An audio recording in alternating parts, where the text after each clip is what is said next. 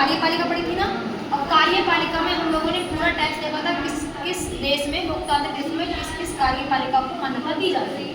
ये हम सब लोग कल वाली क्लास में पढ़ चुके थे। आज हम लोग देखेंगे राष्ट्रपति।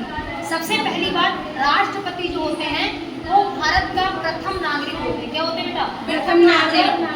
बोला जाए तो अगर पूछा जाए कि भारत का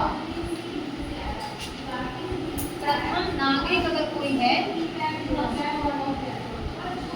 कौन है? वो हमारे राष्ट्रपति जी हैं।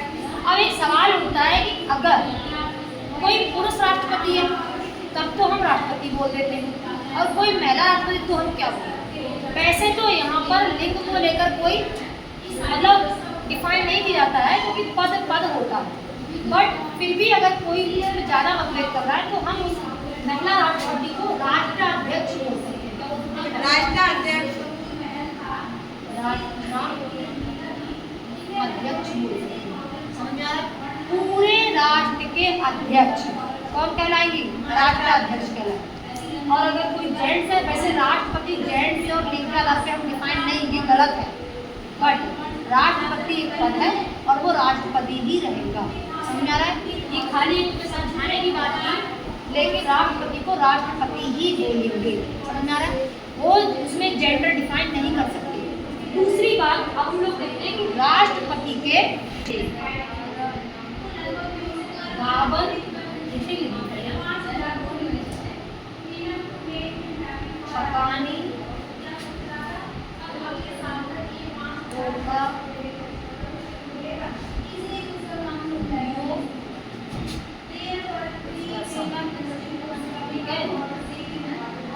ये राष्ट्रपति से संबंधित आर्टिकल्स को याद करने की ट्रिक। ठीक है, पास से मतलब है पद।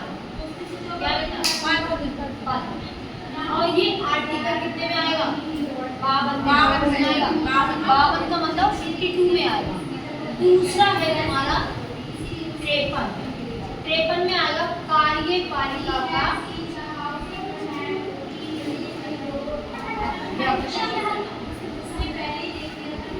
समझ में आ गई?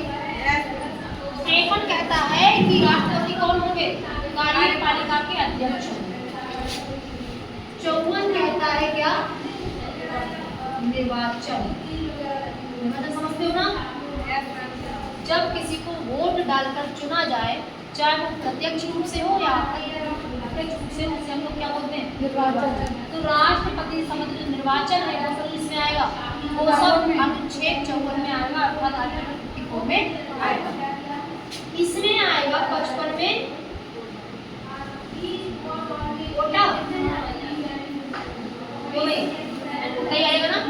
राष्ट्रपति संबंधित जो भी कोटा मिलेगा या जो उसको रिलैक्सेशन मिलेगा वो सब किसमें आएगा? आर्टिकल 55 में आएगा। उसके बाद 56 में क्या आएगा?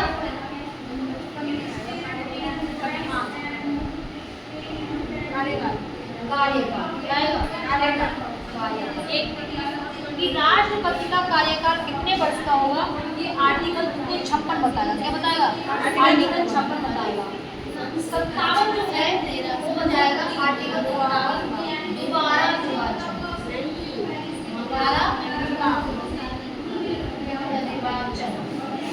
ये ना दोबारा निर्वाचन।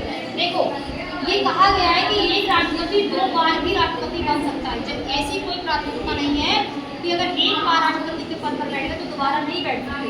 आप दोबारा से भी राष्ट्रपति के पद पर बैठ सकते हो, अर्थात आर्टिकल 57 में दोबारा निर्वाचन की बात कही गई।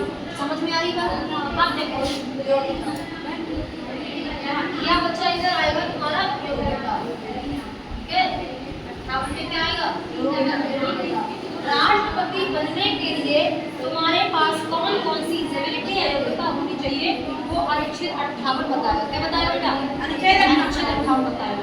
अब आते हैं लोग अनुच्छेद 59।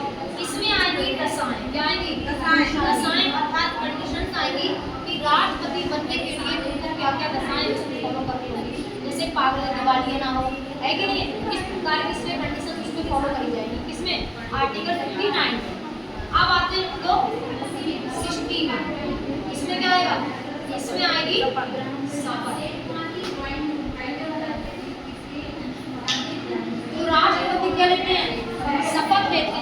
आर्टिकल 60 में आएगी। किसमें आएगी? 60। उसके बाद आएगा एक्शन में महाभियोग।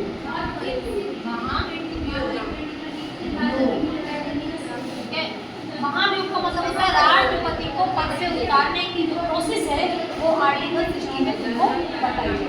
समझ में आ रहा है? इस प्रकार से तुम्हारे इतने आर्टिकल में राष्ट्रपति क्या हो जाएंगे? पूरे के पूरे की पावर, निर्वाचन, कार्यपालिका पूरा का पूरा तुम्हारे कितने आर्टिकल है? 53 से लेकर 61 तक पूरा हो जाएगा। इसमें सब कुछ समाहित है। 52 से लेकर 61 तक, ठीक है? 52 में पद आएगा, 53 में कार्यपालिका के अध्यक्ष हैं, 54 में निर्वाचन, 55 में कोटा, 56 में कार्यकाल, 57 में दोबारा निर्वाचन, 58 में योग्यता और 59 में दशाएं और 60 में सफर और 61 में। अब हम लोग एक एक आर्टिकल को देखेंगे और किस आर्टिकल में क्या बोला है इसको देखेंगे। 52 हमारा क्या कहता है? पद क्या कहता है? मतलब इसमें ये बात बोली गई है राष्ट्रपति का एक पद होगा। क्या होगा? पद होगा। हमारे देश में एक राष्ट्रपति का पद होगा और वह देश की औपचारिकता होगा। क्या होगा? और औपचारिकताएं हैं, जो फॉर्मेलिटीज हैं, वो इसका क्या होगा? प्रधान होगा। कहने का मतलब आर्टिकल 52 ये कहता है कि भारत में एक राष्ट्रपति का पद होगा ही होगा। वो क्या होगा? सरकार में औपचारिक रूप से भाग लेगा। ठीक है? अब कहते हैं अनुच्छेद 53। इसमें तुमने क्या पढ़ा? मैंने बताया कार्यपालिका का अध्यक्ष। कार्यपालिका का अध्यक्ष। लेकिन कैसा होगा? औपचारिक, अनौपचारिक और क्या होगा? औपचारिक तरीके से होगा। कैसे होगा? औपचारिक तरीके से। औपचारिक मतलब ऑफिशियल। और इसके राष्ट्रपति के कार्यपालिका के हर कार्य में राष्ट्रपति अपने साइन या सहमति जरूर देगा। बिना सहमति के कार्यपालिका के काम पूरे नहीं होंगे। कहने का मतलब ये है कि बिना राष्ट्रपति के हस्ताक्षर के, किसके बिना? हस्ताक्षर के कार्यपालिका की कार्यवाही पूरी नहीं मानी जाएगी। जब तक राष्ट्रपति स्वयं के हस्ताक्षर नहीं कर देगा तब तक कार्यपालिका का कोई भी नियम कानून लागू नहीं होगा। समझ में आ गया? अब पहुंचते हैं अनुच्छेद 54। इसमें क्या है? इसमें निर्वाचन है। अभी मैंने बताया ना, इसमें क्या है? निर्वाचन है। और निर्वाचन किस पद्धति से होता है? एकल संक्रमणीय। एकल संक्रमणीय आनुपातिक पद्धति। एकल संक्रमणीय आनुपातिक पद्धति के द्वारा राष्ट्रपति का अप्रत्यक्ष रूप से, कैसे होता है? अप्रत्यक्ष रूप से निर्वाचन होता है। कहने का मतलब इसमें यह है कि कोई भी जनता, आम नागरिक या आम जनता इसमें डायरेक्ट वोट नहीं करती है। समझ में आया? ये डायरेक्ट वोट करती है? नहीं करती है। इसमें जनता अप्रत्यक्ष रूप से भाग लेती है। संसद के और विधानसभा के जो सदस्य होते हैं वो राष्ट्रपति के लिए वोट करते हैं। वो भी कौन से? निर्वाचित सदस्य। कैसे करेंगे बेटा? निर्वाचित सदस्य। आप देखते हैं एकल संक्रमणीय पद्धति क्या है? एकल संक्रमणीय पद्धति का मतलब क्या होता है? देखो ऊपर लिखने क्या होता है? अगर कोई उम्मीदवार है,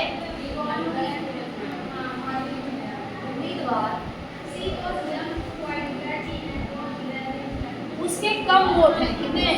कम वोट है तो या किसी के ज्यादा है, तो जिसके ज्यादा है वो क्या है बेटा? ज्यादा है। जिसके ज्यादा है और कम वाले, सबसे कम वाले के वोट क्या कहते हैं? आपस में जोड़ दिए जाते हैं। सबसे ज्यादा वोटिंग वाले के कम उम्मीदवार वोटों वाले को व्यक्ति को क्या कर देते हैं? उसमें जोड़ देते हैं। इसे बोलते हैं एकल संक्रमणीय पद्धति। अगर किसी कैंडिडेट के वोट ज़्यादा हैं और एक कैंडिडेट के सबसे कम वोट हैं तो दोनों को आपस में जोड़ करके उसको इकट्ठा कर दिया जाता है। ये को बोलते हैं एकल संक्रमण। इसमें क्या होता है? आनुपातिक पद्धति में जैसे हम लोग वोट देने जाते हैं ना, तो जो उम्मीदवार हमें लगता है सही, हम उसको वही वोट डाल के चले जाते हैं। बट इसमें ऐसा नहीं है, इसमें ये वायरता के आधार पर, इसके आधार पर वायरता के आधार पर वोट डालना है। अगर 4 कैंडिडेट हैं तो आपको चारों को वोट करना पड़ेगा। समझ में आ रहा है? अगर आपको 4 कैंडिडेट हैं तो चारों को क्या करना पड़ेगा? वोट। हाँ, किसको पहले राष्ट्रपति के पद पर देखना चाहते हो और किसको दूसरे पे देखना चाहते हो, तो आपको मान लो किसी को 1 नंबर पे तो 1, किसी को 2 पर तो 2, किसी को 3 पर तो 3, किसी को 4 पर तो 4 पर। समझ आ रहा है? इस प्रकार से आपको वायरता के आधार पर कहाँ वोट देना होगा, उसको बोलते हैं आनुपातिक पद्धति। क्या बोलते हैं? आनुपातिक पद्धति। अब देखते हैं हम लोग मतगणना। क्या मतगणना इसकी जो मतगणना होगी वो 2 आधार पर होगी। किस आधार पर? 2 आधार। एक होती है क्रमांक, एक होती है विभाग। या तो प्रथम चरण में ही मतगणना होगी और व्यक्ति जीत जाएगा, ठीक है। और अगर प्रथम चरण की मतगणना में कोई नहीं जीतता है, प्रथम चरण की मतगणना में कोई व्यक्ति के वोट ज्यादा नहीं होंगे, ठीक है, नहीं जीतता है, तो क्या होगा? फिर उसकी चरण की क्या होगी? मतगणना। अगर किसी भी एक व्यक्ति काउंटिंग करने के बाद पहली बार मतगणना की और किसी की सीट नहीं निकलती है तो दोबारा फिर से क्या होगी? इसकी मतगणना होगी। मत का मतलब होता है वोट, गणना का मतलब होता है काउंटिंग। अगर पहले में काउंटिंग में वो नहीं जीता तो दोबारा फिर से काउंटिंग करी जाएगी और उसको फिर क्या होगा? चल जाएगा, ठीक है। अब हम लोग देखेंगे इसके बाद राष्ट्रपति के निर्वाचन में जो लोग भाग लेते हैं वो कैसे लेते हैं? अप्रत्यक्ष रूप से लेते हैं। अप्रत्यक्ष रूप से भाग लेते हैं, अर्थात जनता अपने प्रतिनिधि को चुनकर जो संसद में भेजती है वही लोग क्या होते हैं? इसमें भाग लेते हैं। कौन कौन भाग लेते हैं? जैसे केंद्र सरकार होती है ना, और राज्य सरकार होती है, यही होती है ना, केंद्र सरकार और राज्य सरकार। केंद्र सरकार में संसद होती है, होती ही होती है, तो संसद में राज्यसभा होती है और लोकसभा होती है, ठीक है। राज्यसभा लोकसभा के दोनों कौन लेंगे? भाग लेंगे किसके?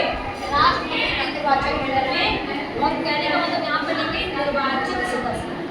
कौन लेंगे? निर्वाचित सदस्य। जो राष्ट्रपति राज्यसभा में लोकसभा में मनोनीत करके भेजता है वो लोग इनके इलेक्शन में भाग नहीं लेते हैं। समझ में आ रहा है? बात समझ में आ रही है? कितने लोगों को मनोनीत करता है? 12 करता है राज्यसभा से और 2 करता है लोकसभा से, तो ये दोनों ही भाग नहीं लेते। किसमें?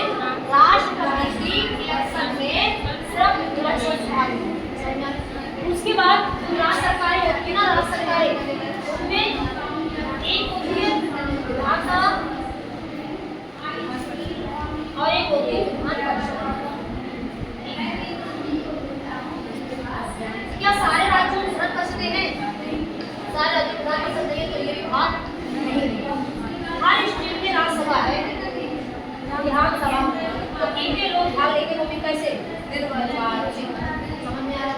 और कहने का मतलब यहाँ पर है कि राष्ट्रपति के निर्वाचन मंडल में राज्यसभा, लोकसभा और विधानसभा के भाग लेते हैं, बाकी लोग भाग नहीं लेते। आगे हम लोग इसके आगे जो आर्टिकल है वो देखेंगे दूसरी क्लास में, ठीक है।